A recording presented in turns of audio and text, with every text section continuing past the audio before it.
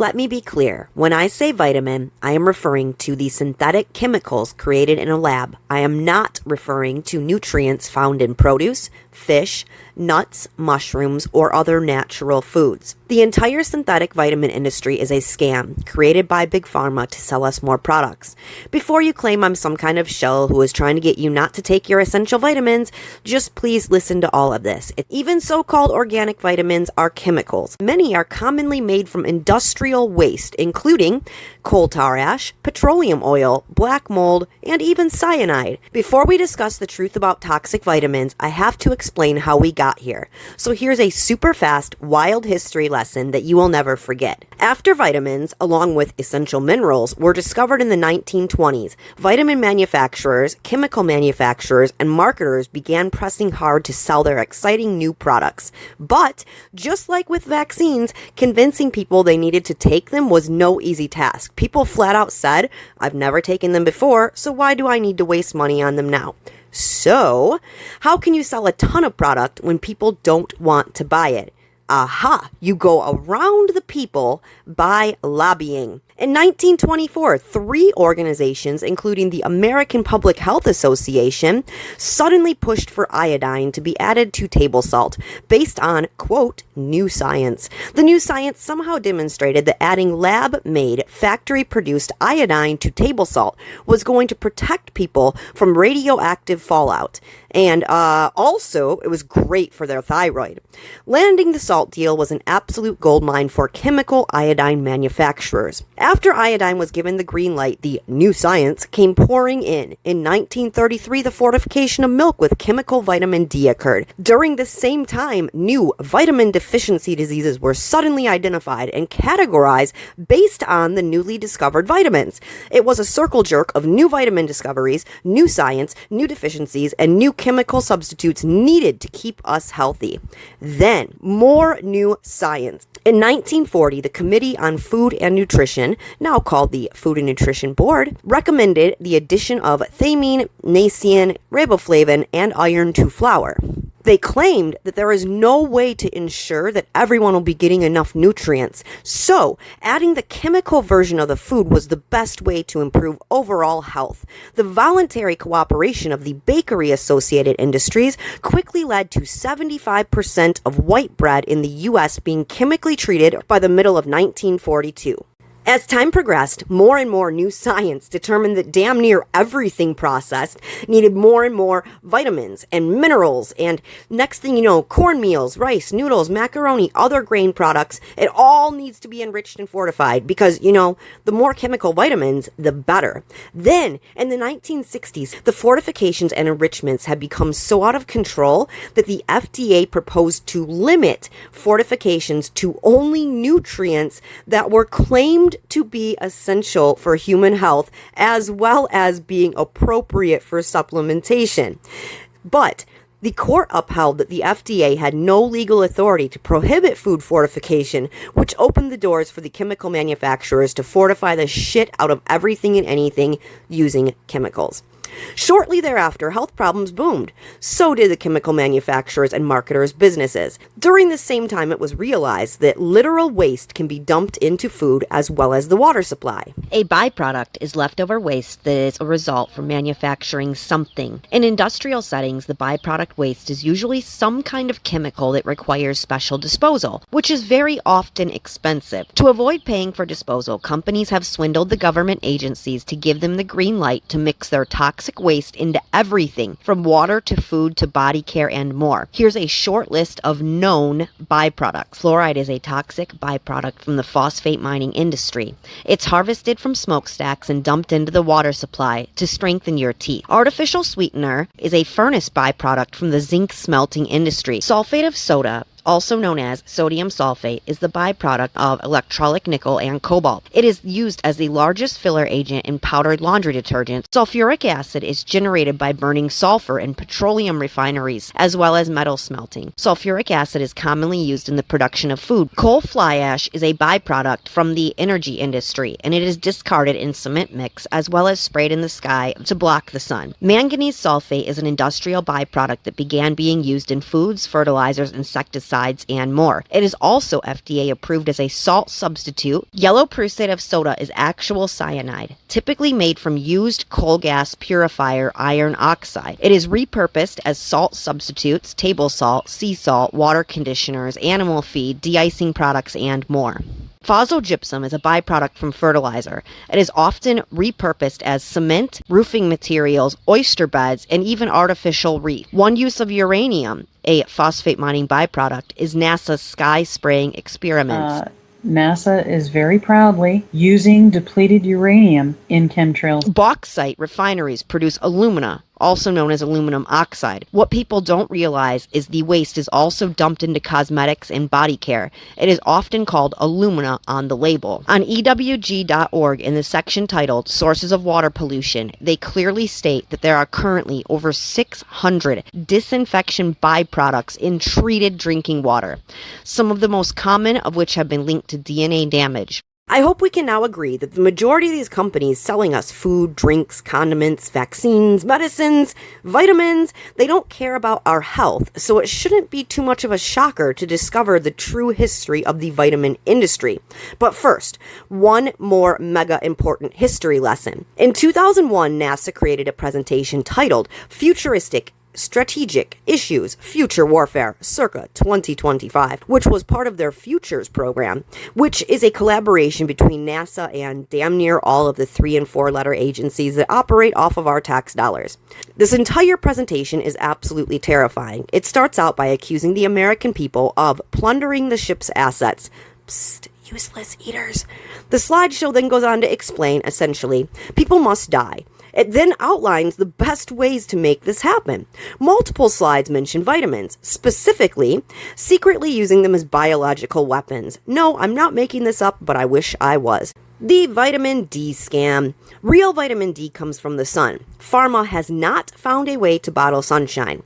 Here's a former pharma rep explaining the vitamin D swindle we have all suffered. Vitamins are made by up to about half a dozen pharmaceutical companies around the world. So there's about 6 companies that make this stuff in a lab synthetically. And then they have like these big 44-gallon drums of vitamin C or vitamin D. And then a vitamin company goes to them and says, hey, can we buy some vitamin C from you? They're like, sure. How many 44-gallon drums do you want? Like, oh, we'll take 6. So they send out 6 44-gallon drums to the vitamin company, and then the vitamin company puts their label on the outside of the bottle, right, and sells it as a natural supplement. Yet these things are all being made by pharmaceutical companies. On one hand, like making the drugs, and yet on the other hand, they're also making the vitamin, but people are under this assumption that, oh, the vitamins are good for me. I better stay away from those sucky pharmaceutical drugs. It's coming from the same people are giving you both of the things. Yeah, I call it big pharma light, really, the supplement industry. It really is big pharma light. Yeah, man, the whole vitamin D thing is an absolute sham. But let's go back even further. Vitamin D in general was discovered not that long ago, and shortly thereafter, in 1928, it was realized there is a huge market in selling vitamins. This is when shoddy trials, rigged data, and behind-the-scenes payoffs began. The Evil Alliance was able to change medical standards by rewriting the appropriate levels of vitamin D. The new appropriate levels were so high that as soon as they were published, 60 to 80% of all Americans instantly became vitamin D deficient. Meanwhile, the real doctors over at the National Academy of Health realized the report was fraud, and they began telling other doctors there is no vitamin D deficiency epidemic, and that all the extra testing and supplementation isn't based on real science and it's not warranted. But as usual, real doctors were completely ignored, and instead, the talking heads, such as Oprah, were pushed. In the 2000s, big pharma companies such as Pfizer began buying up all the vitamin manufacturers. As soon as they purchased these companies, the need for vitamin D supplements for health was drilled into our brains. Despite over 80 years of chemical vitamin D fortification, in addition to vitamin D being the most popularly purchased supplement, 92% 50% of the US population is deficient in vitamins. And guess what the solution is? The solution is to drink more milk and buy more vitamin D pills. Chemicals, gotta fortify those bones. Well, before you do that, I want you to listen to this very carefully. This was recommended to me by my own doctor. Ran a vitamin D test on me, told me I was low, told me to get this. So I saw a video the other day saying that this is poisonous. So I decided that seems absurd. I wanted to take a look for myself. So we are going to look up this chemical name. You go to Google and you type in that chemical name, you will find out, oh, it's D3, it's great, it's a sun substitute. But then if you type specifically in the chemical name and MSDS, which means Manufacturer's Safety Data Sheet, Fisher Scientific is one of the biggest chemical makers, so we're going to take a look at it here. You'll see product name vitamin D3, and then it says recommended use, laboratory chemical, uses advised against food, drug, pesticide, or biocidal use. If we scroll down here, hazard identification, acute oral toxicity, category 2, dermal toxicity, inhalation toxicity, target organ toxicity with repeated exposure, category 1. The organs it targets are kidneys and bones. Fatal if swallowed, in contact with skin, or inhaled. Causes damage to organs through prolonged or repeated exposure. This says take daily, by the way. Here are the manufacturer's safety data sheet warnings. Do not eat, drink, or smoke when using these products. Wash hands, wash face. Only use in a well-ventilated area. If swallowed, contact poison control. Here's the chemical components of it. Yeah, so this is legitimately poison, you guys. This is actual poison being sold to us as a sun substitute vitamin.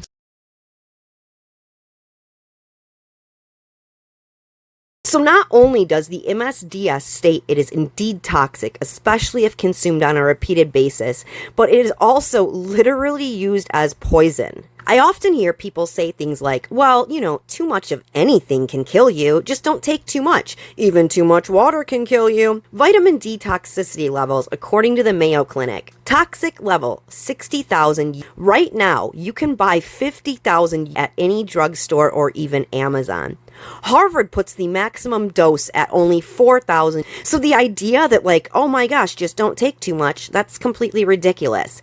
Additionally, these toxic levels do not account for age, weight, pre-existing conditions, let alone the interaction of the chemicals in synthetic vitamin D, along with the chemicals that we are supplementing that aren't vitamin D. I mean, what's the interaction if you're taking vitamin D, vitamin C, vitamin A? What are all those doing when combined? We don't know because it's never been tested.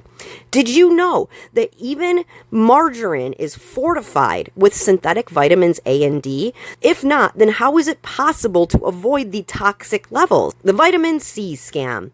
Real vitamin C comes from citrus and greens. Synthetic vitamin C is an even crazier story than vitamin D. Vitamin C is in everything.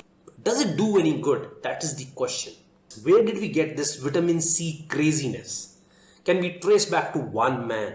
And that is actually a very brilliant scientist. His name is Linus Pauling. 1931, he was born in 1901, so this was when he was only 30 years old. He sent a paper to Journal of American Chemical Society. The editor of the journal did not find any suitable person to review it. He said, I can't find any expert who can really decipher what is going on in this paper. And even Albert Einstein shrugged his shoulders and said, it's too complicated for me. Now he got a letter from Dr. Irving Stone. I'm writing doctor in quotes because this was an honorary PhD degree from kind of a dubious university, so not really a doctor. And Dr. Irving Stone, wrote a letter to Linus Pauling and said, oh, if you take 3,000 milligrams of vitamin C every day, you will live for 25 years and more. He started taking it and soon became a huge believer. He published many books about how vitamin C is good for common cold, the flu. Now he was saying it is good for Spanish flu also. And later on, cancer and vitamin C. So many physicians and doctors kept getting requests by their patients to prescribe them more and more vitamin C. So to summarize, we are all obsessed with chemical vitamin C because a non-doctor with an honorary degree told an award winner that consuming vitamin C would add 25 years to his life. And then it was written, and then it was repeated, and then it became fact. Did you know that nearly all synthetic vitamin C is imported from China? And did you know that in order to label a vitamin natural, it only needs to contain 10% natural ingredients? Do you know why Emergent C is so popular? Because it's owned by Pfizer. The vitamin B scam. Vitamin B is naturally present in a vast array of unprocessed foods such as meat, other proteins, dairy, cereals, fruits, vegetables. Synthetic vitamin B12 is literally made from poison. Common form of B12 in the world is entirely synthetic. We make it from hydrogen cyanide. It's called cyanocobalamin. It's a cyanide-based B12. I mean, it's hard to believe that we're allowed to make vitamins out of hydrogen cyanide in this country, but we are. Flintstone vitamins have cyanocobalamin. So do Airborne. So do Celsius energy drinks. Emergent C has cyanocobalamin, cyanide-based B12. So when you put this form of B12 into the body, it drops off the cobalt metal, the cobalamin, right, which is B12 is a metal, a light metal. It drops off the metal into the cell, and then you're left with a floating cyanide molecule. Now, the body doesn't recognize that. So in order for cyanide to leave the system, it binds to oxygen and other light metals and takes them out of the system. It's a thief. To keep this video short, let me close with this. Unfortunately, all of these trusted internet doctors seem to parrot the exact same talking points. Vitamins are the key to a long life, which we all agree. But what they're failing to mention to you is chemicals are never the key to a long life. I have yet to find a good, healthy chemical, period. But doctors can't make money selling you broccoli on the internet, so instead they sell you synthetics. The ants go marching one by one, hurrah, hurrah. The ants go marching one by one, hurrah, hurrah. The ants go marching one by one. The little one stops to suck his thumb, and they all go marching down It's a cyanide-based B12. to get out of the rain. Boom, boom, boom. The ants go marching two by two, hurrah, hurrah. The ants go marching two by two, hurrah, hurrah. This is actual The poison. ants go marching two by two. The little one stops to tie his shoe, and they all go marching down to the ground to get out of the rain. Boom, boom, boom. The ants go marching three by three, hurrah, hurrah. The ants go marching three by three, hurrah, hurrah. The ants go marching three by three.